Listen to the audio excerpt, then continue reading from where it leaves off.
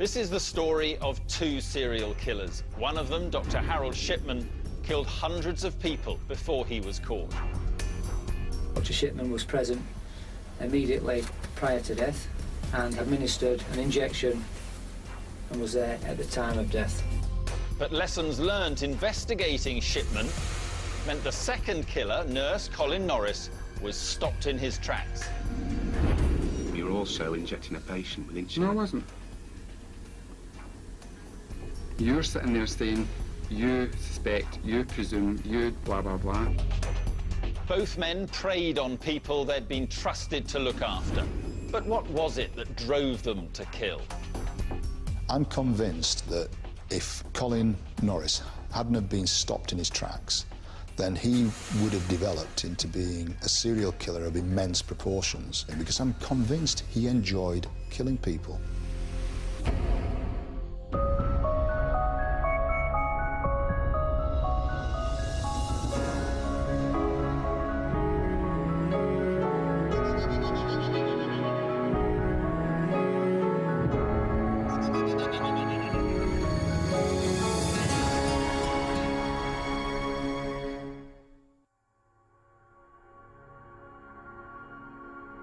West Yorkshire, once the killing ground of Britain's most notorious multiple murderer, Dr. Harold Shipman. In 2002, police discovered they had another serial killer on their hands.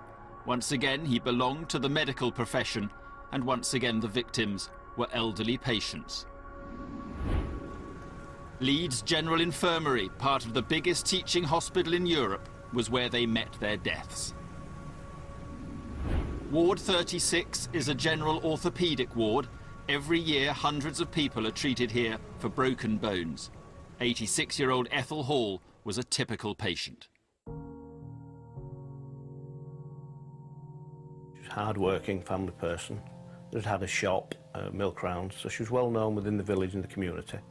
People used to say she was quiet, but when somebody upset her, they knew they had done. At the time of her admission, Ethel was living at home with her husband, John.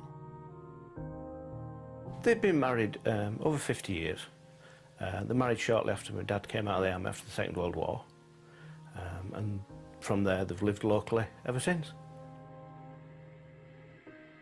She fell and broke a hip, so they rushed her into Leeds for a hip repair, which should have been a straightforward operation. 5 days after the surgery, Stuart visited his mother in hospital. Oh, she was recovering well. She'd been sat in the chair, done a little bit of walking, talking, you know, reasonably active. She just wanted to come home. She was ready for home. She'd been in there long enough, she said.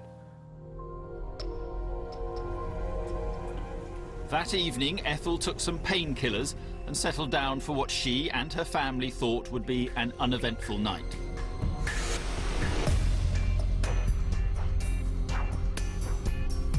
Nursing staff checked on her several times over the next few hours and found no signs that anything was wrong. But then, at around 5 a.m, they heard her coughing. 2 nurses and a care assistant went to her bedside. She was like struggling to breathe because there was a choking sound and she was unresponsive really. We sat her up because she was kind of slumped in the bed a bit. Usually if someone's struggling to breathe, you'd sit them up. The care assistant got the suction, which is something you'd use if someone has like saliva in the mouth. You'd suction them to get rid of it to help with the airway. And we did our observations with a blood pressure machine. We administered oxygen and I went and called the doctor then.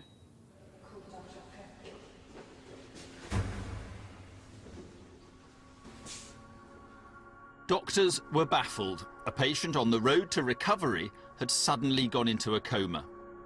They ordered a blood test and discovered that her blood sugar or glucose level was so low that her brain had shut down. This might be expected in a diabetic patient whose body can't control blood sugar, but Ethel Hall did not suffer from diabetes.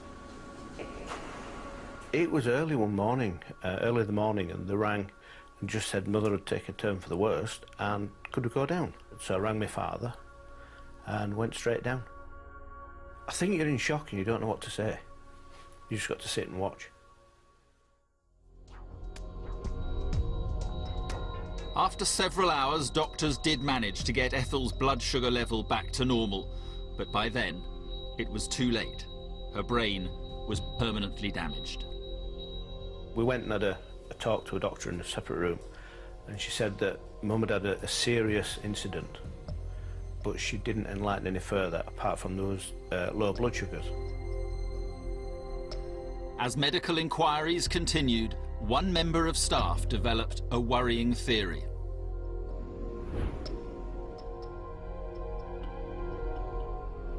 I wonder whether she could somehow have been given an injection of insulin to cause the low blood sugar.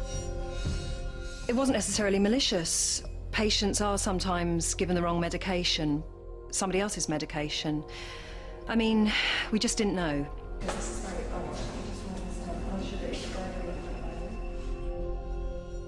To determine whether Ethel had been injected with insulin, staff had to carry out special tests before the drug left her body.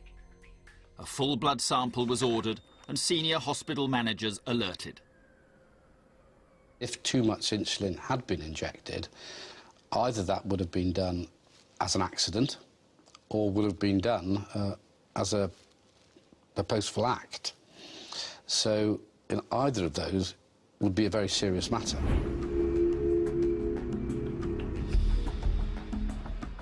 The blood samples were sent to a specialist testing centre in Surrey. There, Dr. Hall's suspicions were confirmed. Ethel had a huge amount of insulin in her system. The insulin level was above 12,000 picomoles per litre. In a healthy individual, we wouldn't expect the insulin to be above 120 picomoles per litre. So the level in Mrs. Hall's sample was 100 times more than what we would normally expect. That's a massive dose of insulin. And there's no way that MD would be taking anything like that. There are a few exceptional patients who have insulin resistance who need large doses, over 100 units maybe a day. But there is absolutely no conceivable way that you could overdose somebody with 1,000 units by chance or by accident. The conclusion was alarming. Ethel Hall must have been deliberately attacked while in her hospital bed. The police were called in. And when Ethel died a few days later, their investigation became one of murder. People die in hospital. Unfortunately, every day of the week people are dying, but they're not dying in these circumstances with a huge dose of pharmaceutical insulin in the system. That shouldn't happen, and so somebody has administered it. We've got to work out not only who's done it, but how's it happened. Insulin is not considered to be a dangerous drug, and so legally it doesn't need to be locked up. On Ward 36, all the nurses had access to a fridge containing vials of insulin. Some had gone missing on the night Ethel Hall went into a coma.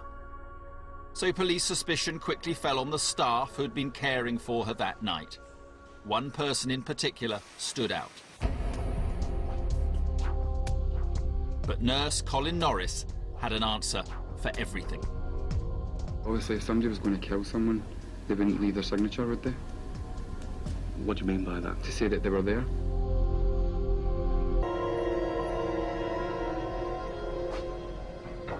Murders are rare on hospital wards, but that's what police were investigating at Leeds General Infirmary in December 2002.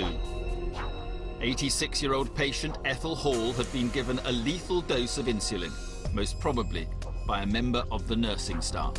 I was very shocked to find out it was an intentional injection or an intentional attack on my mother. You don't expect that in hospital. Suspicion fell on those working on Ward 36 the night Ethel Hall fell into a coma. The great majority of our staff, the overwhelming majority of our staff, come to work in order to care for patients in one way or another. So to know that there's a possibility that a colleague has behaved in this way is devastating. But for Chief Superintendent Chris Gregg, a detective with 30 years' experience, it was easier to believe. I was aware that, there are at times criminals at work in every profession, not least the trusted world of the medical and nursing professions. Chris Gregg's team quickly established that Ethel Hall's death was part of a pattern. In the previous 6 months, 2 other patients, Doris Ludlam and Bridget Burke, had also died unexpectedly after developing similar symptoms. But as both were elderly and suffering from a number of illnesses, neither death had caused suspicions at the time. The hospital staff seemed to remember another couple of cases which had been not dissimilar to this. And so from the very start of the investigation, we thought we might not be dealing with an isolated incident here. There could be something serious and sinister happening.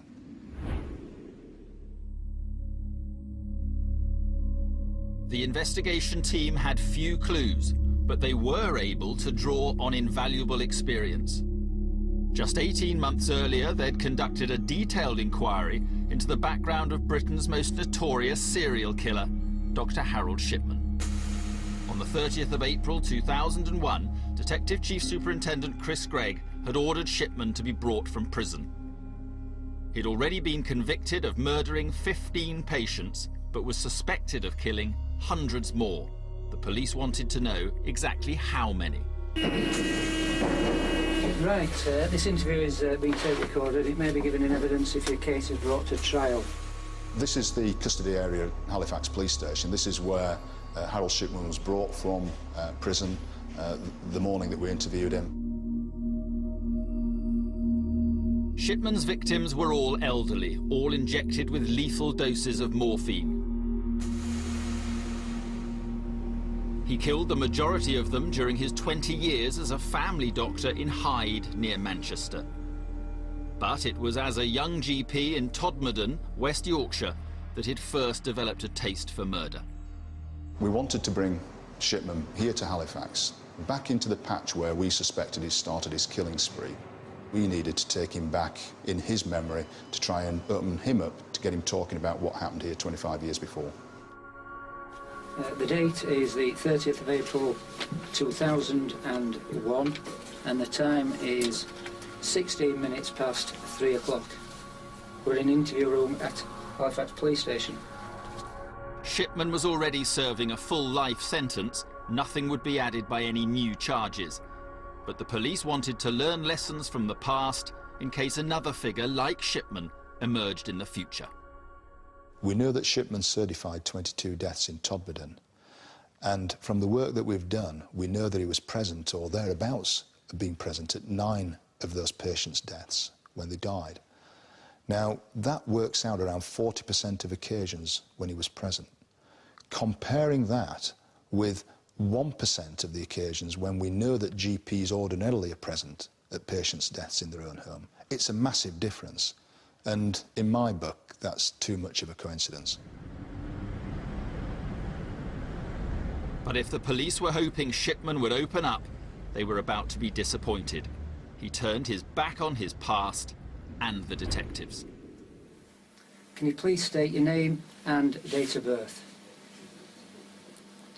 I understand from your legal representative that no replies are going to be given to any questions throughout the course of this interview and any other future interviews. Only one psychiatrist has formally assessed Harold Shipman. Dr. Richard Badcock has a unique insight into why he behaved so bizarrely. It's an extreme way of trying to maintain control of a situation, but also control of yourself, isn't it? And if you haven't got any depth to your ways of dealing with things, you know, if you've lost your depth of coping, then these things, you know, appear instinctive, and they may be primitive, but they're very effective. Shipman was saying nothing, but after examining medical records and death certificates, detectives knew exactly who he had treated and if he had been there when they died. Just to try and jog your memory, Dr. Shipman, I have here a photograph